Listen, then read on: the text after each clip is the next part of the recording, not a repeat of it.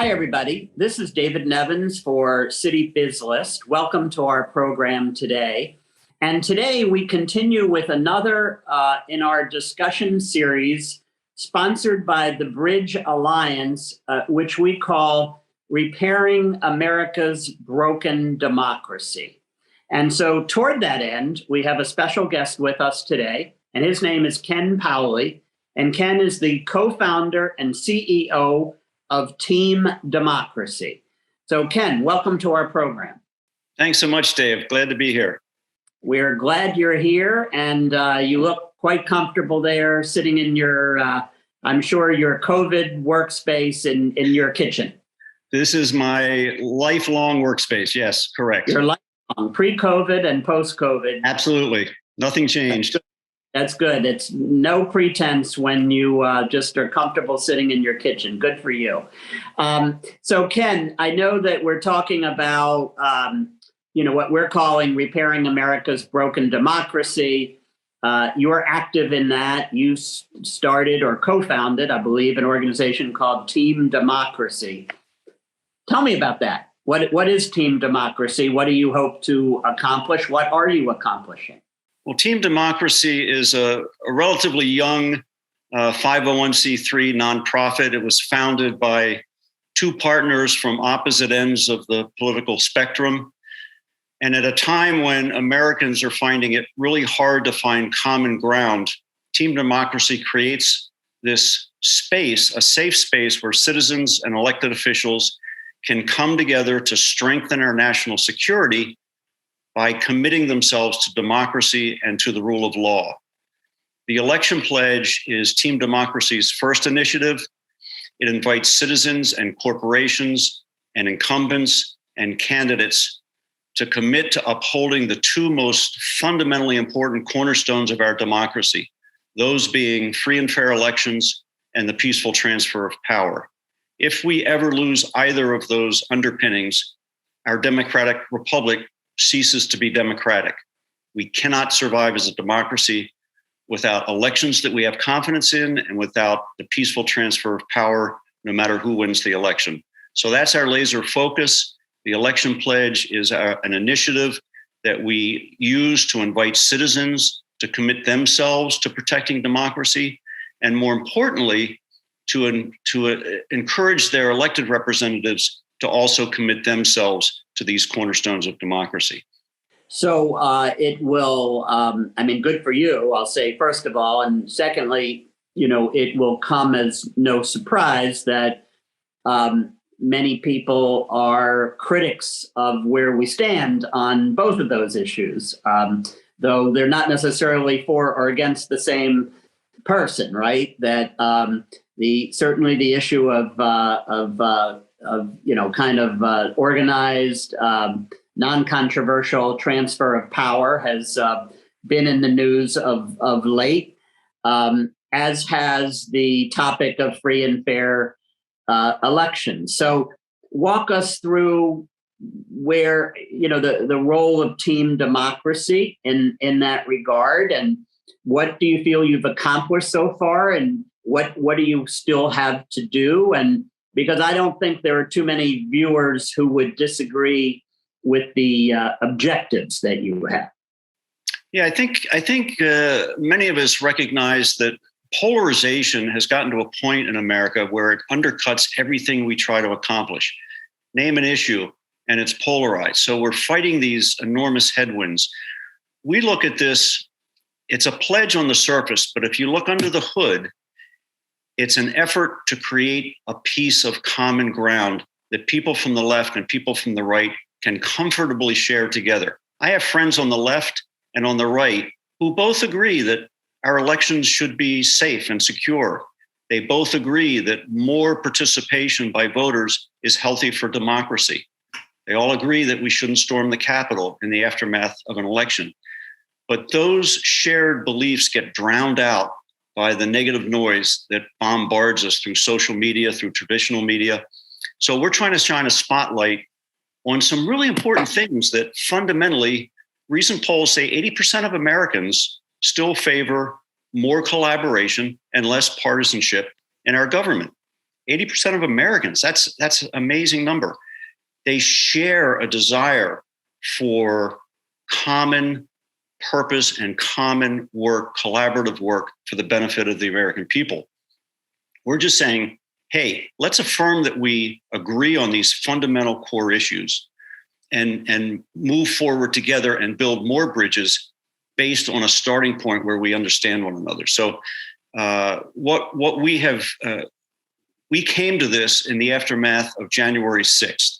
And quite honestly, that was a moment of real clarity for me. I had spent no time at all in the democracy space or in politics or social issues. I was busy for 47 years. I ran a whitewater rafting company here in northeastern Pennsylvania, took a couple of million people down rivers, didn't give a thought to democracy or politics. That was something for other people to take care of. And frankly, took democracy for granted. To me, I was born in 1949. It was something that was rock solid. It would never go away. We never had to worry about it.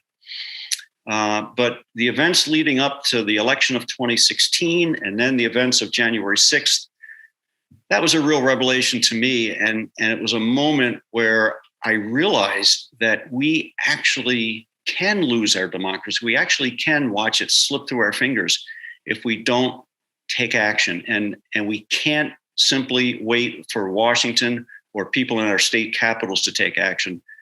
Democracy by its nature requires our citizens to take action.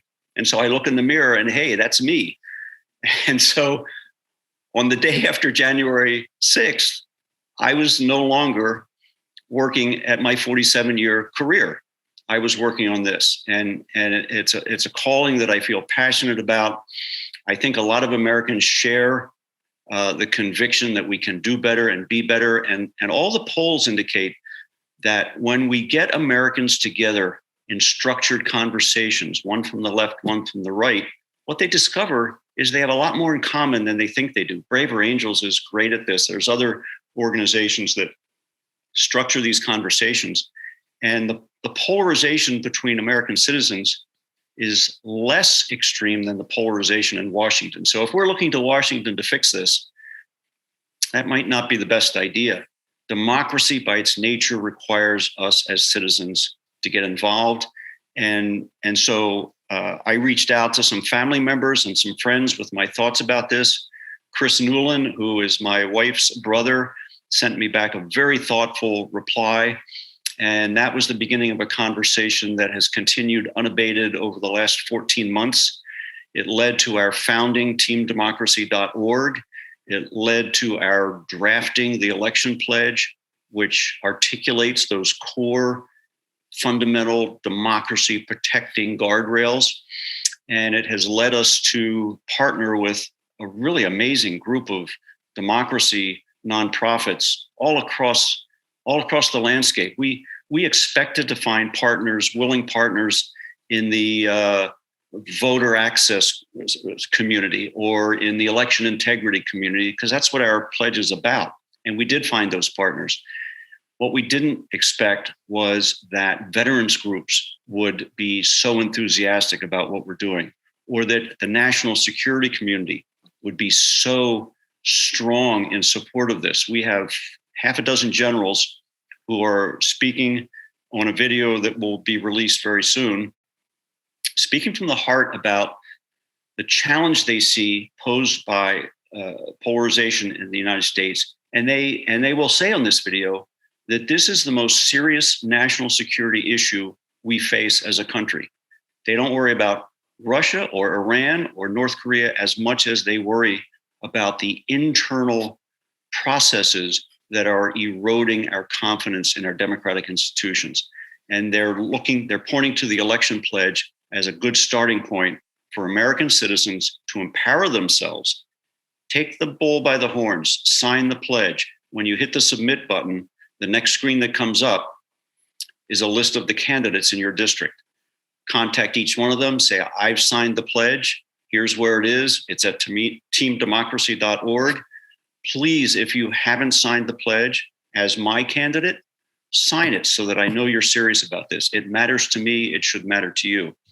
If we can get a fraction of the Americans who believe in what we're articulating to actually sign the pledge and send that note to their candidates, we will move the needle.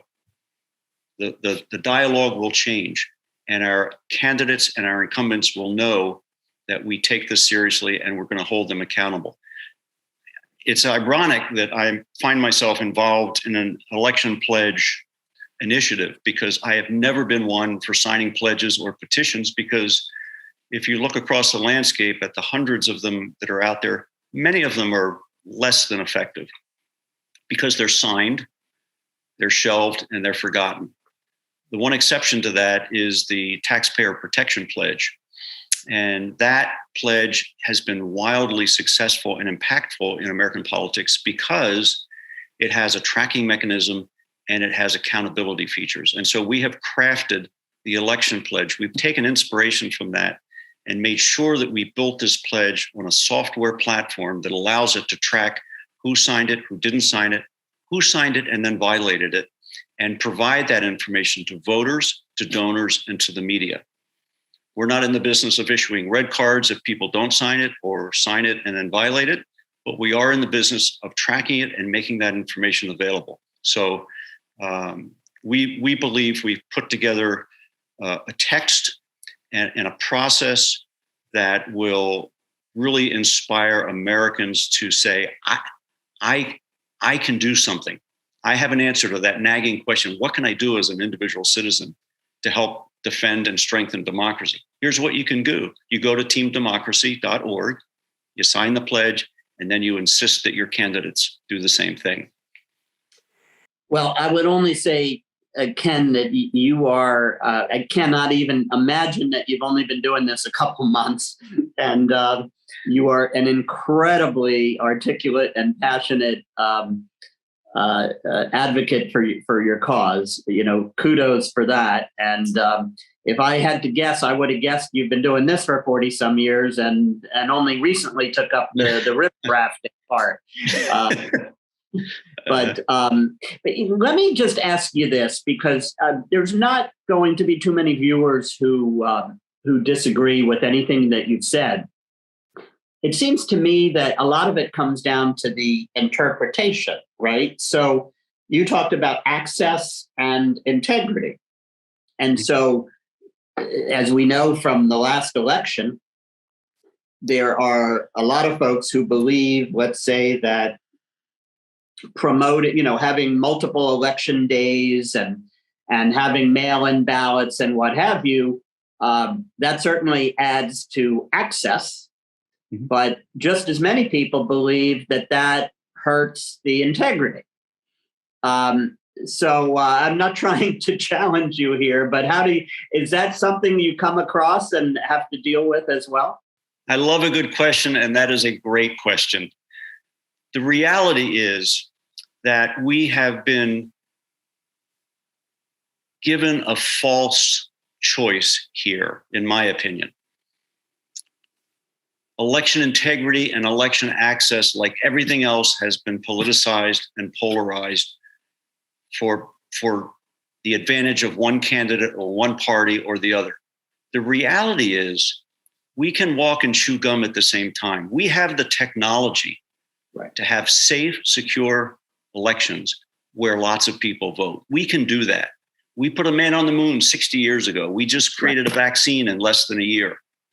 We can track a FedEx package from Wichita to Wilmington and know where it is every step of the way. We have the technology to do this. We just need the will to do it. It's not expensive. There are people far smarter than me out there who have a lot of the technology answers to enable us to do that. The resources are there. The knowledge is there. We just need the will to come together and say, let's do both. What a novel idea. Let's do both. I couldn't agree more. Tell me a little bit about these. I understand you've gathered together a group of retired generals who are about to or just supported the election pledge. Where does that stand, and how did that come to be?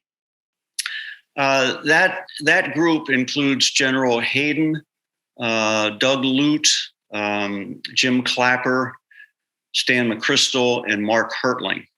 And they did a wonderful job of articulating why they are so concerned, why they see such a degree of urgency about this, and why they feel that the election pledge is the way that American citizens can begin to have an impact on our elected representatives. They clearly see it as a national security issue. We concluded the filming on this a couple of weeks ago. The editors have it, and they're doing their magic with it right now. It's going to be a powerful piece. They did a piece on gun control a couple of years ago that was equally impressive. So we're really excited about the release of this. We expect it to come out in early April. Each of them has expressed a willingness to participate in follow-up interviews. We're looking forward to a real surge in media coverage on this. I mean, it's newsworthy, and it's so relevant today with what's going on in Ukraine. You know, Gary Kasparov, a week or two ago, had a comment that I just loved. He said, if you think Putin's war in Ukraine is about Ukraine, you're missing the point. This is a war against democracy. And more than ever before, we need American democracy to be strong and resilient and unquestioned and be an example. As Reagan said, the shining city on the hill. We need to be the shining city on the hill for our friends in Europe and around the world. And so the release of this video, I think, is going to be very timely and hopefully very impactful. Well, Ken, you've again been an incredibly, I'm going to say, brilliant spokesperson for your cause. And I'm urging all of our viewers to learn more about Team Democracy. You've given that website. And then I think there's another website, the electionpledge.org, right? Correct. Yes. And what do you want people to do? Just say once again with that is reach out to their elected officials and urge that they sign the pledge. Absolutely. Sign the pledge. Realize that we have a tool in our hands that we can use to change things. And it's up to us to do it. We have to do it. We can't sit on our hands anymore. It's too important. Well, Ken, I couldn't agree more. Kudos and congratulations. Let's keep advancing the cause. Thank you so much for being our guest today. Oh, thanks for having us. Appreciate it. It's my pleasure. This is David Nevins for City BizList, and today has been another one of our conversations sponsored by the Bridge Alliance, and it's all about, as you just heard, helping to repair America's broken democracy. Ken, thank you for joining us today, and thank you all for watching.